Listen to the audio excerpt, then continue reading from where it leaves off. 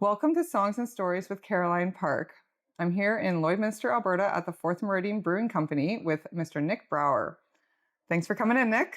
You bet. You bet. Happy to be here. Right on. Yeah. Cool. I think we met at the local music store, right? Yeah. Tunes, I was looking for a harmonizing pedal. Mm-hmm. My dad gave me that idea. Yeah. And you were the guy helping me find it. Yeah, that was fun. That's really good. I remember setting it up, did a little demo of one of my songs, actually. I was kind of like instantly like, who's this guy? I love walking into music stores. You think you're talking to a salesman, but really everyone's a musician, right? Yeah, it's pretty funny.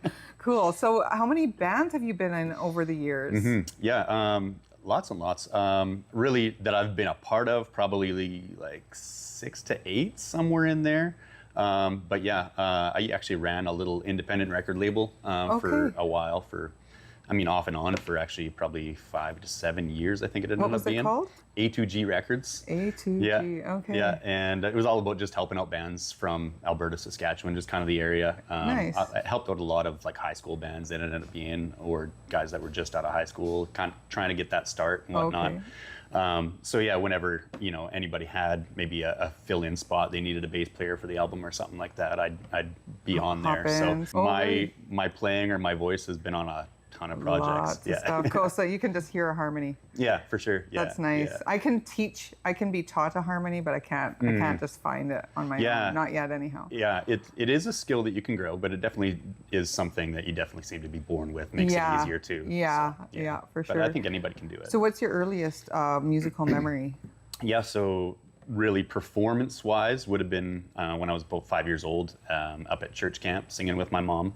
Don't remember what song it was, but yeah, that was kind of where I got the bug, and didn't look back ever since, Yeah, one of my actually earliest musical memories would be at Bible camp, around the campfire, and they started doing rounds, right? And it kind of just stole my heart, right, for sure. Because then when you do the round, everyone's harmonizing with each other, and you're like, the voices become the percussion, they become the instruments. Yeah, it's great. Yeah, it's really a beautiful thing. Hey, yeah, cool. You bet.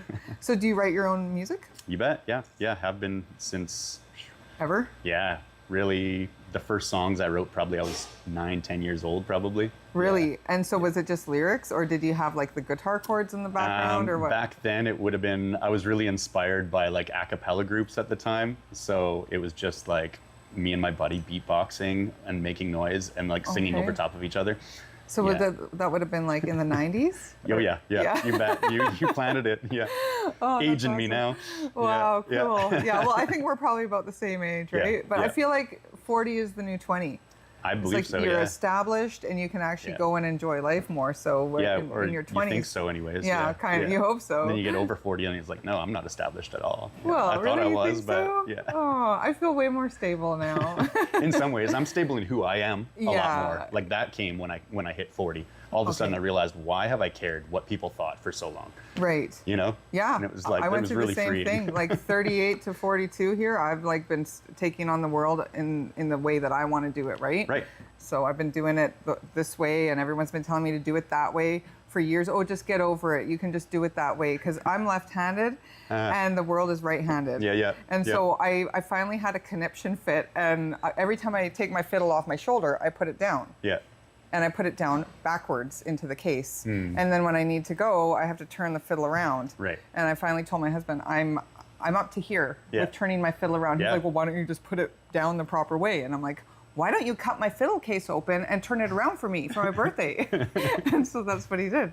There you go. I'm like, I'm 39 years old. I think it's time that I can... I deserve a fiddle case that fits my fiddle. Right? Yeah. Yeah. So...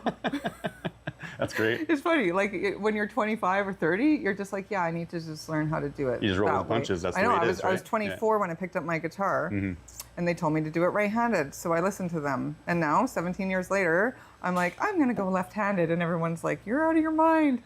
But I'm glad I'm doing it. Yeah, is it easier? Yeah. Yeah. Oh, well, as far as fluid. rhythm guitar goes, 100. Like I knew on day 2 it was easier. Yeah. So, but it's just too bad that it took me all those years Right. of thinking about it. And Yeah. I kind of dismissed it. And then I thought, well, why did I do it that way? And they said it was because, you have fewer guitars to choose from. And I found that out is so true. But it's like, I didn't buy the guitar for everyone else to play it. At the same time, when you go to this guitar store as a left-handed player, or a right-handed player, but when you're looking for that kind of guitar, and there's nothing on the shelves, all there is lefty guitars. I'm going, I wish I played left-handed guitar. Oh yeah, does that happen? Yeah, it's happened, yeah. Probably for the best, because I really didn't need to buy a guitar, I think is what the situation was, right? So there's lessons to be learned all the time, and life is going to teach them to us. One thing that I'm kind of happy about is when I'm in a group and someone needs a guitar, no one's going to ask to borrow mine anymore. No kidding, right? So I'm like, that's okay with me. I've had guitars go missing for weeks. I was sure they ended up on a tour bus with, because so-and-so broke a string. Hey buddy, can I use your guitar? Yeah. Didn't get it back at the end of the night. Yeah, it happens. Yeah. It's a real thing, yeah. So yeah, that wouldn't happen if you were... specialty instrument, nobody wants it. It's perfect. So when you write songs, are they often made up, or is it part of your heart? How much of it is straight your story? Or do you take other people? I have this empathy thing going on too, where I feel like other people's memories become mine, and then I have to write about them to get rid of them or something. 100%. You do that too? I think that's the mark of a good songwriter, honestly. And not to say that if you don't do that, you're not a good songwriter. But the ability to empathize with the situation or scenario or a person, story, and to be able to tell that in a way that evokes an emotional reaction from the listener, that's gold. So yeah, I do some of that as well. It really depends. Sometimes it's just straight from the gut. This is what I'm feeling, and I need to get it out about me or my scenario right now. But yeah, a lot of times it's about other scenarios, stuff I see going on in the world. Yeah, it's kind of hard to make sense of things, right? And I feel like sometimes those stories almost haunt me. Yeah. And so then to express them in song kind of just releases that a little bit, right? Totally. It's kind of processing hard emotions. I guess I was told as I was growing up, you need to develop a thicker skin, and I didn't really know what that meant as a little girl, but my dad constantly told me that. And now I'm like, well, of course I'm a songwriter. It was just inevitable that I would come to that point where it's you have to leverage it somehow, right? Absolutely, it's not a weakness, it's a strength, right? Because otherwise, I think if you turn it inward, it has the potential to destroy you. Oh, absolutely. And so that happened to me as well over the years, different situations that have happened in my life or to people around me, and I've taken them and turned them inward and reached the point where at one point I literally had a neck standing on a bucket, and as the bucket wobbles and the cinches up, I realized, okay, this is not what I want to do. It's not the right way. But from that, wrote a song. Are you going to sing it today? It's probably not one that goes as well just acoustically. It's one of the band songs, but I definitely encourage listening to it. It's called Waste It. Okay. So my band is Bonfire Moon. Okay. So you can check us out online, bonfiremoon.com. I'm sure the links will be up and whatnot. Yeah, great. But yeah, that song Waste It, you can request it on local radio and everything like that already now. But the bridge of that song is really just an internal conflict and conversation, between, my demons, or not mine, they're not mine. We don't, not personal. Right. But, it'll be okay. Just release, your life. It'll be okay. Right. Listening to the wrong voice. Exactly. And then the flip side of that bridge is no, basically just ends in no. I don't have to listen to that, and I don't want to die is the way the bridge ends, and so just at the top of my lungs, I don't want to die, and so it's release. Powerful. And it's healing every time we play it, and not just for me, but for people in the audience as well. Yeah. I think everybody's kind of probably had that experience where you're at rock bottom, right? And you actually have to make a choice. Yep. I've been there. Yeah. And do I want to continue living this or end it or whatever, 100%. or do I want to turn and do a 180 and go the other direction? Yep. And so, I've been through that. Yeah. I'm glad I went through it quite early in life. I think I was 20. And I thought I could continue this and I would go nowhere fast. Yep. So, it's cool because then every day's a gift after that. Absolutely. Because, it could have been, that's your line in the sand, right? And now you have a new opportunity to 100%. Go forward. Yeah. It's very cool. Got to share that story in Saskatoon just a few weeks back here, actually, after we played at Buzz on Broadway. and a fella came up after our second set, was waiting side stage to talk. Yeah. And I went down, hi, how you doing? Thanks for coming tonight, you know, the typical. And he's like, I just want you to know that you saved a life tonight. I was just like, what? You know, like just taken aback. There had been an OD in the building that day, so already I was shaken. My brother died of an OD a few years back, and so like anytime that happens, it's like you say, you feel it, you know. So already went onto stage shaken that night. But anyways, so like get down. He's like, yeah, I just want you to know you saved a life tonight. He's like, we had done a John Prine song, Please Don't Bury Me, and it says, woke up this morning, walked in the kitchen, put on my slippers and died. And he's like, that was me this morning. He's like, I was ready just to end it after I woke up. As soon as I woke up, life's been hard, and today I was gonna end it. And he's like, but something drew me here tonight. And he's like, you guys saved my life tonight. And I was just blown away, you know, and I was like, you know, absolutely. I mean, the Lord drew you here tonight, and I just want you to know you're loved. Can I give you a hug? Yeah. You know, and so I gave him a big hug, and he ended up buying a T-shirt, a CD, ended up talking to each of the guys in the band, giving them a hug and everything like that. Well, this is where I wanted to, like, when I came up with the concept for this TV series, I wanted to ask everybody, kind of like, what do you see as success in the music industry these days? And like, there it is, right? Like, it's literally completely worth it. It's stuff like that every night. Exactly, make it worth it, and tell us that we're doing what we're meant to be doing. You know, and so even though the path is hard, you know, we don't like make a lot of money. You know, we're starving artists, right? Yeah. But yeah, we're doing what we're meant to be doing. We're living in our purpose for sure. Yeah, so. And that's where if you live the way that you feel compelled to live, everything feels better, right? Like, yeah, for sure. Yeah. When you don't live the way that you feel compelled to live, everything feels a little wrong, right? Yeah. That's when you have that warring inside, you know. I think people need to trust their gut instincts more often, 100%. And it's there for a reason. What you were talking about earlier, you know, we're so programmed by culture, by school, by our parents, you know, and a lot of it is great. Don't get me wrong, right? But you know, when we raised our kids are all grown now. We're actually grandparents. Oh, wow. You look a little too young for that. Get that a lot. I think that's part of living life in the right way, though. You know, we get to stay looking young. But so how old are your grandkids? The grandkids are 10 and 4. What? 10? Yeah. So she came in, actually. So do they call we became you instant grandparents. Nick, or what? Yeah. My grandson calls me Papa. And my granddaughter calls me Grandpa. I would never guess that. Yeah. It's the best feeling in the world, though, when you walk in the door, Grandpa or Papa. You know, I love it. Good. But yeah, growing up, you know, we always told the kids, like, question everything. Like, this is the way we live. This is, you know, what we believe. And even some of those things have grown and evolved and changed over the years, right? But as they should, right? Absolutely. And you know, and we made our kids privy to those things. Like this is where, you know, maybe I was wrong in the past, and so I'm sorry for some of the ways that influenced the way that I parented you, you know, during those years or whatever it was. But I think just that willingness to, you know, tell the kids to question everything as a parent is tough, you know, because then you a lot of times end up with resilient kids that want to fight you back on everything. But if you can, you know, grow in grace and love and respect together, then you can get past that. But also then showing them, you know, like when you were wrong, being willing to turn around and say, I was wrong, I'm sorry. I was wrong, and here's why. That's huge. Yeah, you know? It is. It's a beautiful example, because if they never see that done, it won't even occur to them that that's what should be done. Right. So and then you end up with entitled kids that think the world is, you know, served to them on a silver platter, and it's nothing but oysters and pearls. And sorry, kids. Yeah, it's like, wake up call. Wait till you get your own apartment. You got to pay your own bills. Well, there's a song there. I'll let you write that one, Grandpa.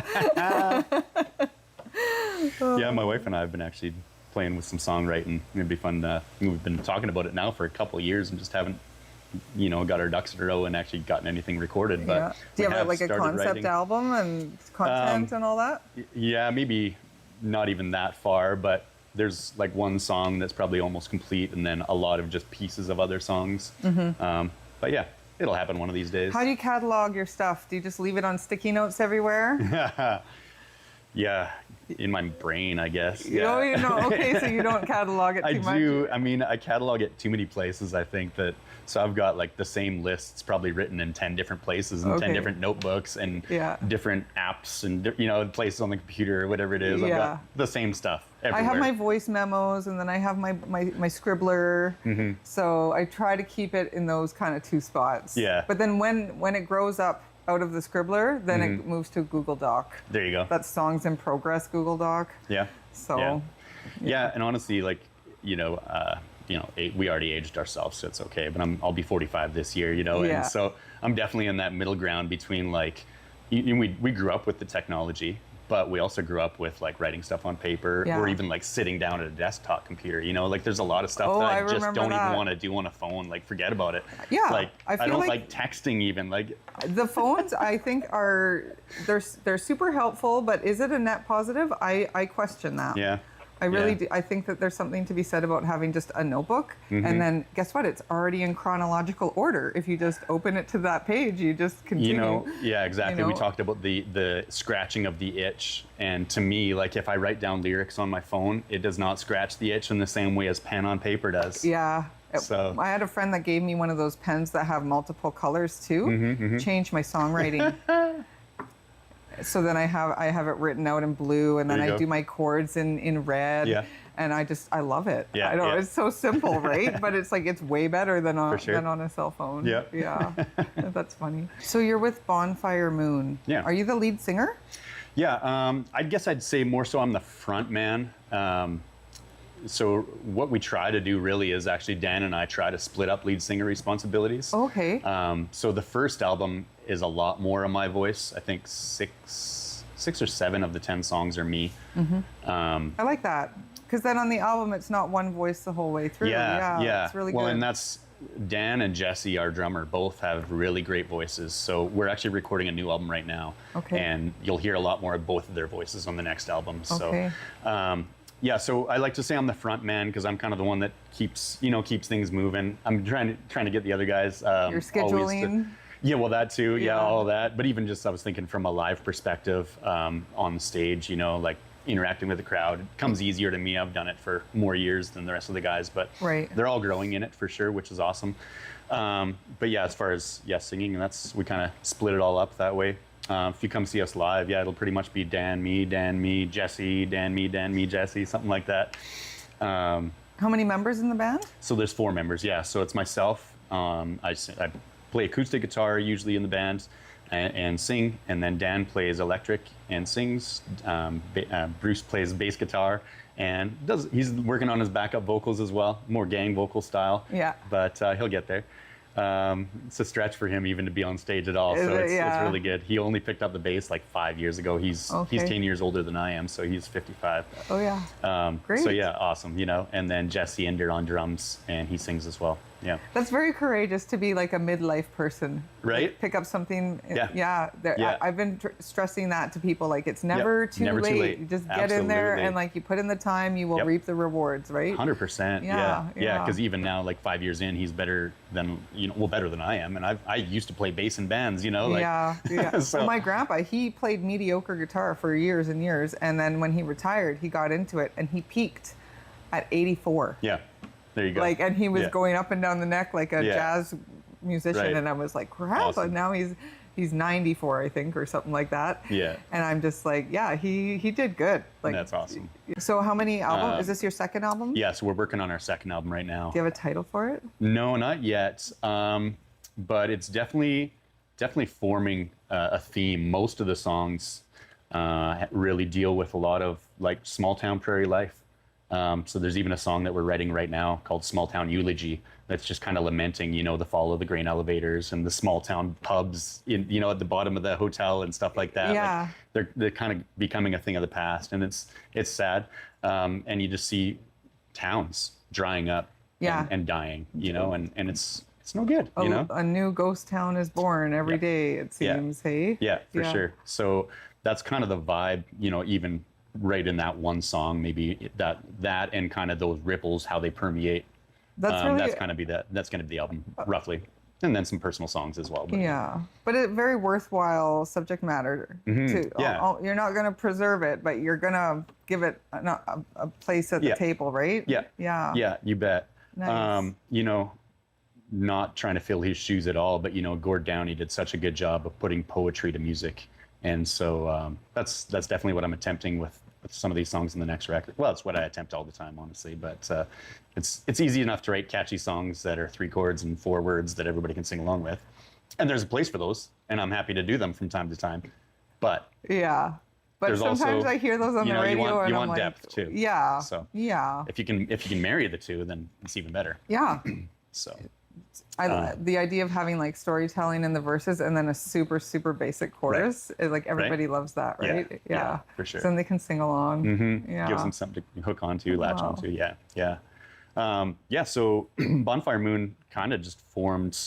Dan and I had been playing in a cover band actually, and Bruce was doing sound for us, and we were always trying to work him into the band, and so we finally got him to play bass with us. Okay. And we did one show like that, and then COVID hit, and so there was not a call for cover bands, and we had been already toying with the idea of doing an original project.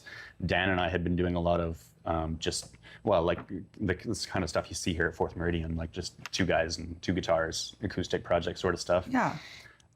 So a lot of the songs that we were developing or covering were kind of outside of the realm of the songs that we were covering in the cover band anyways. So when COVID hit, and we just took the opportunity to just start working on those songs and that kind of project a little bit more.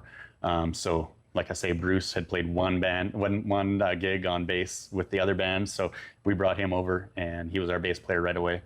And then Jesse was a good friend of Dan's growing up, and we all knew him as well, but just not as well as Dan. So we did 2 shows as a 3-piece during COVID, just 2 guitars and a bass, and then we started jamming with Jesse right after that, and so that was 2021. There was so much like suffering during that time. Yeah. And every time I hear this, I feel like the artists of the world, they just got busy. Yeah. Right? Everyone's like, oh, what can we do? We can make art. Let's go for it, right? This is our time to shine. Yeah. It's turned out to be, not too bad for a lot of those guys. We have to be locked at home. Yeah, they got this grounded. Is what I've been wanting, Yeah, kind of, right? Yeah. Now, it's a positive thing that comes out of. Yeah. What is that? There's a term for that, right? The silver lining. Yeah, for sure. Well, that's funny even too. There was one song that I wrote right on the front end of COVID. We had those wildfires as well, right at the front ends. And so I wrote a song called Hope in the Rain, and there's a line in it that actually literally says, "Where is the silver lining now?" Oh yeah. All I see is burnt hope in the rain. Yeah. Oh. Yeah. Nice. Because they're saying, "Oh, it's raining. That's going to bring forth new life and all this." I mean, and that's all true. Yeah, but it's ashes. Everything's ashes. It's hard to see that right now. Yeah. Yeah. And so there is hope, but it's okay to be like in the moment and be like lamenting that too. Yeah. Right? I remember sitting on the couch and I had my baby on my lap and I was watching TV and watching Fort McMurray burn. And that's where I came from before I moved here. And I had lots of friends there. My sister was living there, and I was like, it was really hard to watch that unfold. Yeah. So, it was, I guess, interesting maybe is the right term. We just had, another batch of wildfires. And a guy who hadn't heard our music yet at all listened to the album, and he said he listened to that song, and it said, it says the ground will benefit from the pain, which is one of the lines of the song. And he's like, I just want to dedicate this to everybody suffering from the wildfires right now. And so for me, that was like such a full circle moment where it's like, that's where I wrote it from, was that place. Yeah. And then now that it's, like dedicated to the same scenario 4 years later, beautiful, Cool. But music has a way of doing that to us, right? Yeah. There's even a line in that song I wrote, it says, grief's grip tightens down. And when I wrote that song, I was just thinking about the fires, thinking about COVID, that whole scenario. But then after I wrote it, before recording it, my brother passed. And so the very next time we played it live after my brother passed, grief's grip tightens down. Oh, my throat just tightened right up on that line. I couldn't even, I just started weeping. I couldn't even go on. And I was like, sorry, everyone, I was not expecting that line to hit me like that. Yeah. But I think that's the beautiful part about music, though. It does have the capacity to mean something different to every listener. Yeah. If it's well written enough. Yeah. I actually wrote a song about COVID and watching society kind of like tread past where they should, you can only walk so far before you're over the edge, right? Yeah. And so I wrote a song about that, and my sister, she's like, oh, that's just the relationship I have with so-and-so.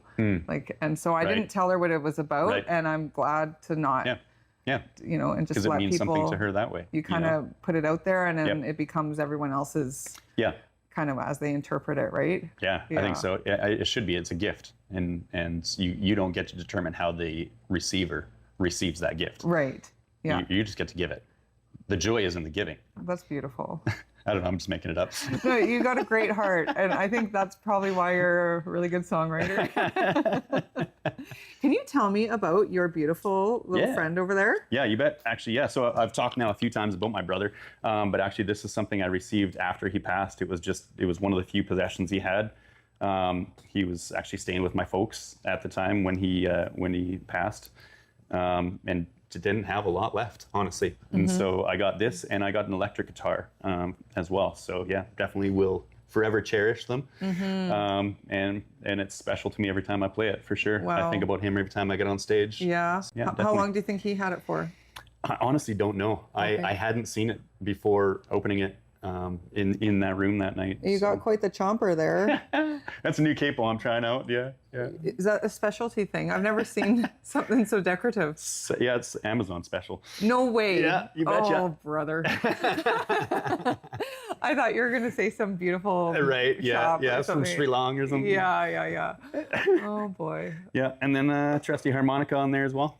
So that harmonica I actually I bought that on tour. I was started to get into playing more and more harmonicas back in 2007 to 2009. I was doing a lot of solo shows. I was actually touring full time at the time, and half of the shows were solo. So you're always looking for something to save your butt, because it's nice to have another guy on guitar who can solo and fill in those dead spaces. Yeah. Right? I'm a rhythm guitarist. I'm a strummer. I'm not a the guys that can sit there and pick away, in between when they're singing, I respect it. I'm just not that guy. So I got to rely on tools. That's cool. So I picked up the harmonicas, and so I had a whole set of just kind of cheaper ones in every key. And then I was doing a lot of songs in G, so I replaced it with that one there. Bought it in Winnipeg, I'm pretty sure it was, on tour. It would have been probably 2008. So, cool. And then over the years, I've just replaced harmonicas with better ones as I use that key more. Yeah. So, yeah, I'm not very good at harmonica, but it's a nice feel. My little 7-year-old picked up the harmonica, and we gave him the proper key for the song we were in, and he started playing it, and he was not working against us. Yeah. I was shocked. Yeah. He's got an ear. I'm like, okay. That's awesome. Yeah. It's really great. So we have a little family band started now. That's sweet. Yeah, that's the best. Yeah. I remember doing that with our kids, you give them each an instrument. Yeah. So you've been in so many bands. Like, do you have any funky road stories? Dare I ask? Oh, yeah. There's enough stories to go around, for sure. We could be here a while. There's actually some recent ones even that are pretty fun. Not that long ago, we were actually playing, I won't say where, and a lot of times near the end of the night, people bring up drinks or whatever, and that's fine. It's always nice to get a round of drinks brought up. That's great. Right. So we had just had that happen, and no problem at all. And so we're just playing away, singing our song still, and another lady is walking up side stage, and she's got some drinks in her hand. Okay, so she's bringing us more drinks, apparently, whatever, just singing the song. Next thing I know, I hear this cling from the guitar, and I turn around. What's going on? She's clamped onto Dan's arm, biting him. Like, for real? Biting him. And I'm like, what is going on? That's so weird. Okay. Just went back to playing, and I'm like, that's never happened before. That's so weird. She makes her way over behind my back, and I turn around, and I watch her lock onto Bruce's arm. He's a bass player. Same thing, just clamps on like a pit bull. And I'm like, what is going on right now? And so I'm just like, and then she turned her eyes towards me and started walking. I was like, no. I just stopped in the middle of the song. I took my guitar off like this. I held it out like a barrier. There's a stage monitor on stage, and I stepped behind the stage monitor, and I was like, no. And she's like, don't you want this? And I'm like, no, I'm good. We just got a drink, given to us. There, she's like, I'm a biter. I said, I don't care. Wow. Well, can I just kiss you on the head? I was like, no, you're gonna bite me. Yeah. It's like zero trust for you now. So we actually wrote that into a song for the new album, a song called "Enjoy the Show." There's one of the lines says, play some songs and hope the crowd don't bite. Oh, that can go my two ways, word. right? You know, because it could be just a rowdy crowd doesn't like the songs, or it could be an actual biter. That's funny. When you hear a line like that, you kind of wonder, what was the songwriter thinking? And he's probably thinking, I don't want to lose any blood tonight. Oh, that's brutal. Yeah. And that was in Canada here somewhere? Oh, yeah. Yeah. Wow. Yeah. So then a few weeks after that, so we're out in Yorkton, and we've got time to kill in the middle of the day.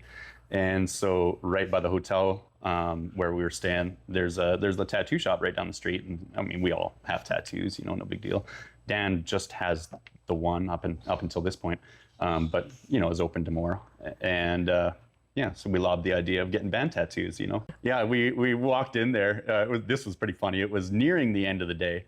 And so we walk in, and the guy's just like, Yorkton's not a big city. And, you know, everybody that's inked, I'm pretty sure he's seen a lot of their faces. So 4 dudes that he's never seen before walk in, like, he just, what's up, guys? You know, just like, you want to do a group tattoo on us? And he's like, well, I was going to call it a day, but maybe, what do you think? And we're just like, something small, you know? And he's like, okay, let me think about it. And so we went back to the hotel and texted back and forth for 15 minutes, a couple ideas. And he finished up the one client he had coming in, and he's like, okay, well, coming over, let's knock him out. And so within an hour, we were all in and out of there.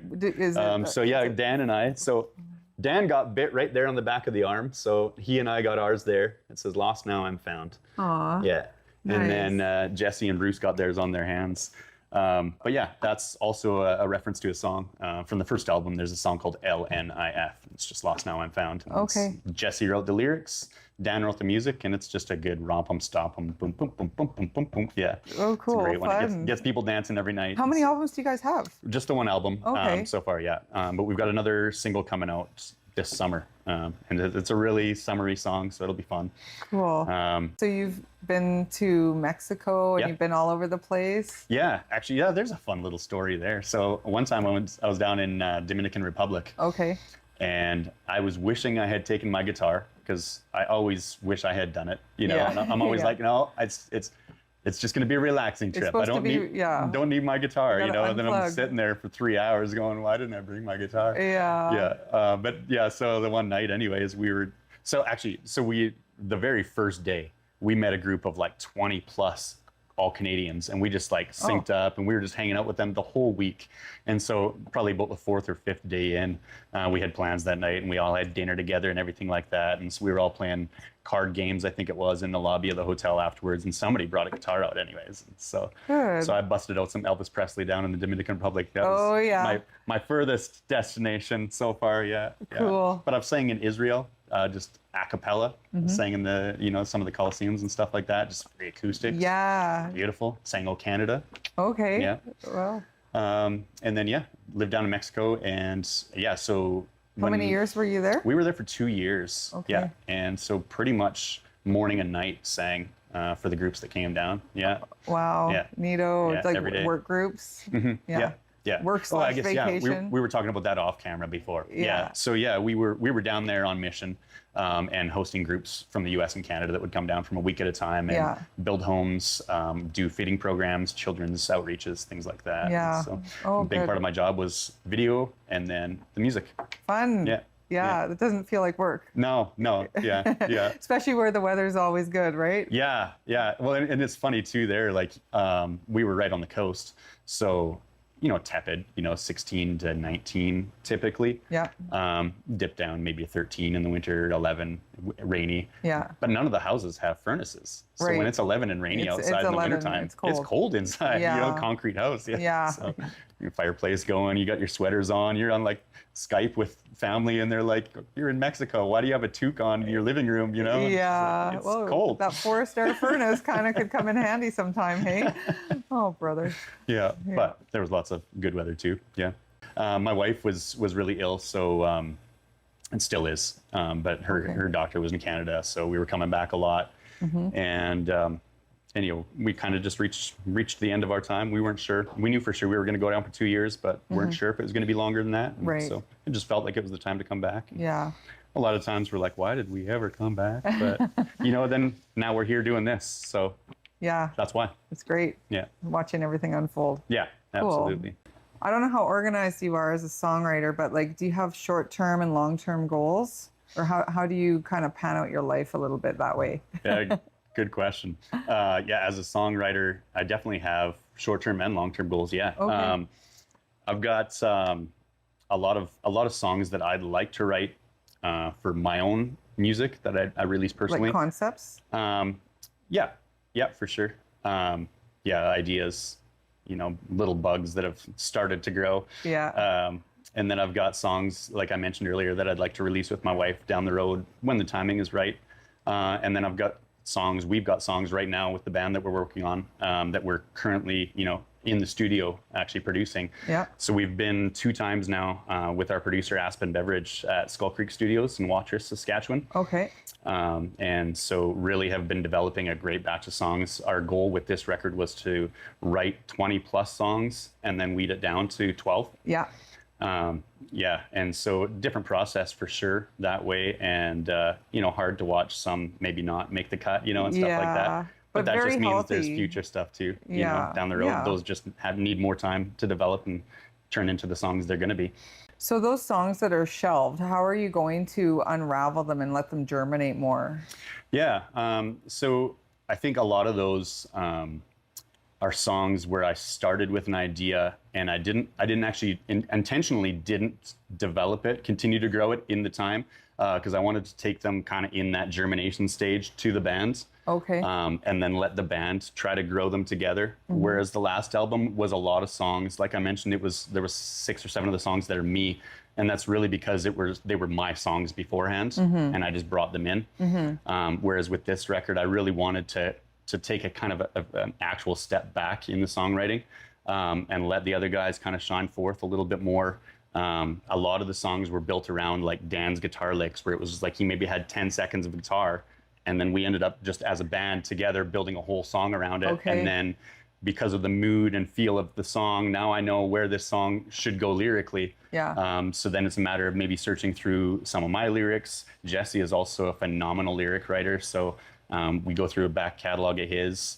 Dan as well. So like there's a bunch of the songs on this album that really have all 3 of us contributing to the lyrics on any given song, or the melody or whatnot. So it's been a really cohesive writing process for this album.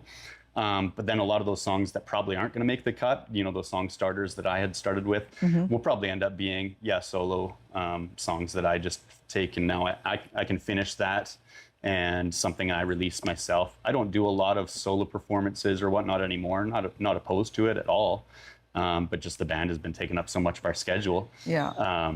But what I like to do a lot of times with the solo songs is I'll develop a song and then play it live just myself, bring it into the band if it's working, mm-hmm. and then whether we just kind of take that and just basically make that our song or deconstruct some of it to build back in more of our sound or what have you. But I'm okay with releasing something out to the streaming services and everything like that, and then maybe a year or 2 years down the road I pull it off the services because the band's going to record it or something like that. I'm okay with that. Yeah. It's like a testing grounds. Well, you can leave it up and have it, if it's different alternate enough. versions. Yeah. So yeah. That's neat. Cross that bridge when we come to it, I guess. But the image that I keep seeing as I hear you talk is a plant being transplanted, and the process of moving it from a greenhouse out to your garden mm-hmm. doesn't just happen overnight. Right. We did that, and our cucumbers all died. Right. You have to put them out and bring them back, and it's got to be done at the right time of year too. Yeah, and a slow process. I think the more people that are involved in writing a song, sometimes it does slow down a little. Hey. It slows it down, but it makes it for the better, And I mean, I will speak for Aspen. He's phenomenal as a producer. Every single song that we have brought into the studio, whether it's something that we wrote in the studio with him or something that we brought in basically finished, he's taken everything and made everything we've done better. Yeah. So it's beautiful. That's when he's doing a good job then. It just feels like part of the band when we're in that process. Wow, that's neat. It's great. It doesn't always happen that way. No. Yes. Yeah, you can butt heads and whatnot. So yeah, I've heard that happens, but I've never had the experience done. It's nice when you can just walk in there and seamlessly kind of work together. Yeah, for sure. Cool. Comfort. Yeah. Right on. Well, are you ready to share some music? Always. I can't wait to hear what you're going to play and hear the story behind the song. Yeah, right on. Yeah, this song is called Lonely Now, and I wrote this song actually a number of years back now, but my father-in-law at the time was actually dying of cancer, and he's been passed away now for 11 plus years, 12 years maybe. When I wrote it, I was imagining my mother-in-law just having to go to sleep every night in an empty bed, wake up every morning in an empty bed, and how difficult that would be. And so, yeah, this song's called Lonely Now.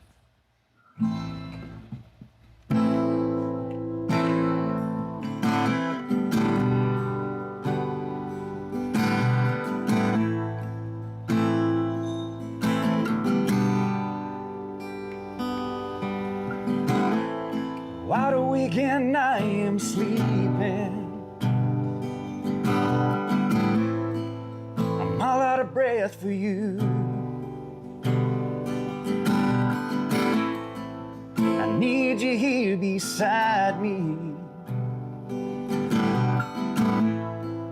I can't make it through.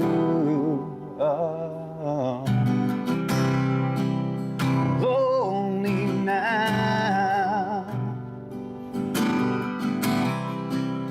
Lonely now. And I still feel you.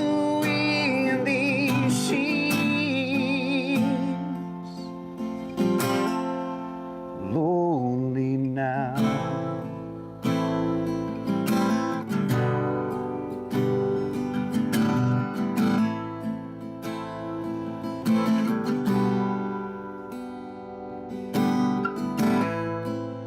When will I wake up? Will the morning ever come? The sun can't break the horizon. It should be rising in the east. Lonely now. Lonely now.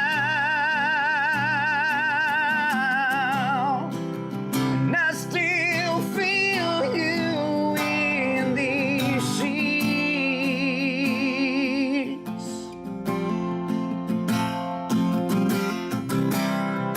Though you left me long ago, you're in a better place now.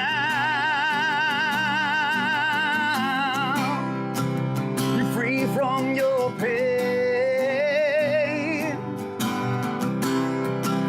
So why am I chained to mine?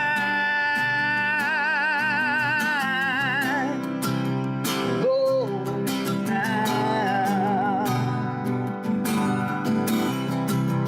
Lonely now. And I still feel you in these sheets.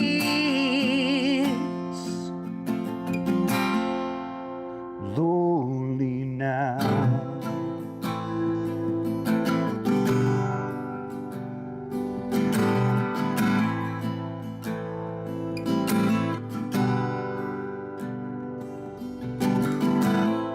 Wide awake and I am sleeping. I'm all out of breath for you. This song is called Across the Kitchen Floor. It is the 10th song on our album, on the Bonfire Moon album. And originally, when we went to the studio, we actually just had 9 songs and then recorded them, came back from the studio, and I wrote this song. And I was thinking it might be for the next album, but showed it to our producer, and he's like, no, that's got to go on this album. And so it ended up making a cut and making it a 10-song album. So this is called Across the Kitchen Floor.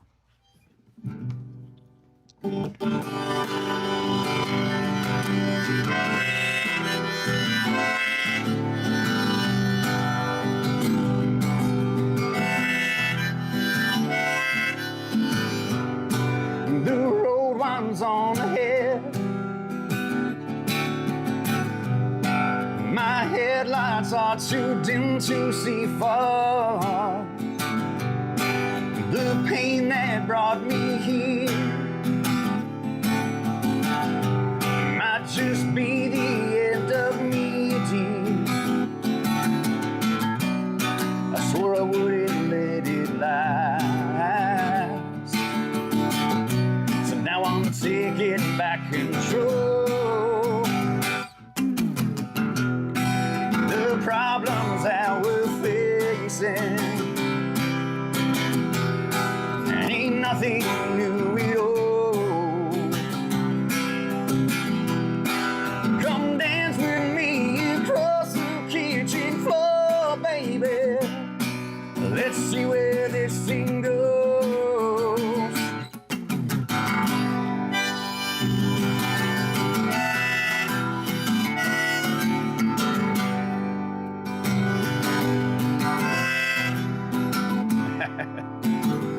And I keep coming back for more, 'cause I know you are the one for me. You always help me through the storm, and then I buckle under pressure and hurt you, oh Lord. I swore I wouldn't let it last. So now I'm taking back control. The problems that we're facing ain't nothing new at all. Come dance with me across the kitchen floor, baby. Let's see where this thing goes.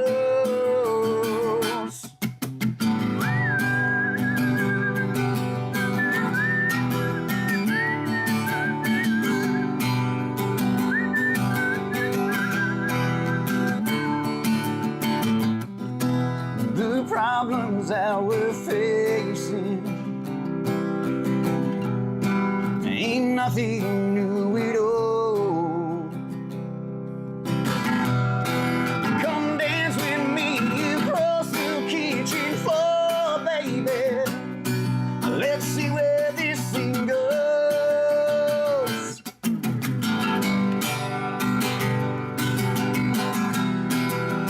See where this thing goes.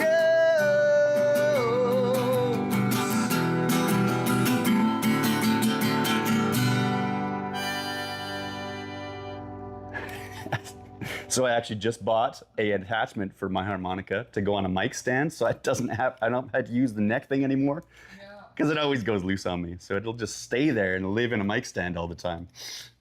Yes, and this next one is called "In My Hands," and this song is really just a love song to my wife. As I mentioned in the interviews, she's got a lot of health struggles, kind of always has, and I mean, praise the Lord, they're going to be gone one day, I'm sure. But for now, it's tough going a lot of days. So this song is just a reminder to her that I'm here and I've got her in my hands. So, yeah.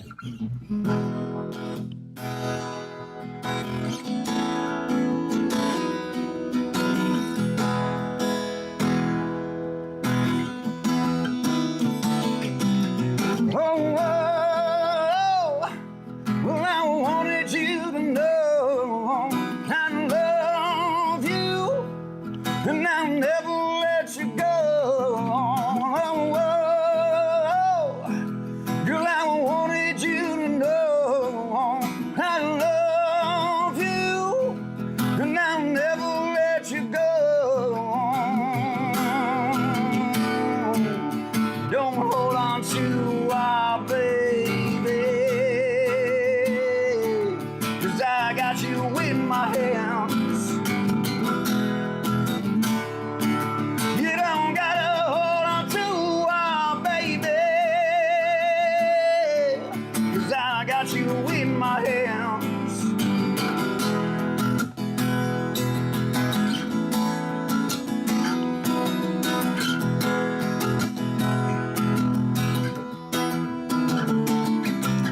Well, I wanted you to know I love you, and I'll never let you go.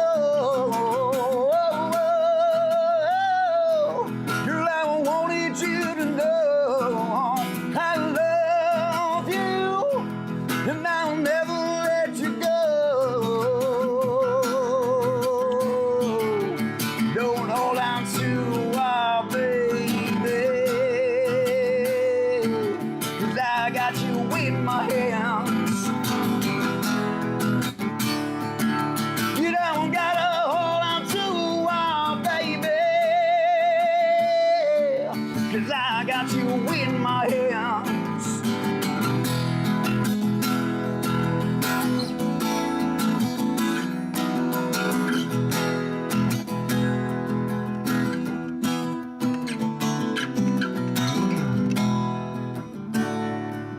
You don't gotta hold on too hard, babe,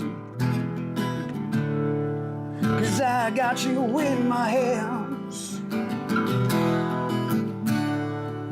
You don't gotta hold on too hard, baby, 'cause I got you in my hands. You don't gotta hold on too hard, babe, 'cause I got you in my hands. No, you don't gotta hold on too hard, baby, 'cause I got you in my hands.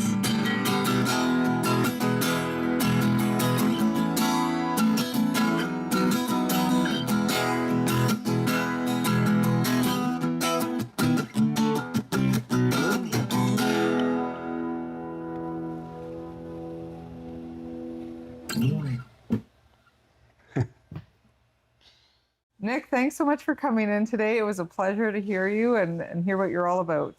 Yeah, thanks so much for having me. It's a pleasure to be able to share. We'll do it again. You bet. Take care. Peace.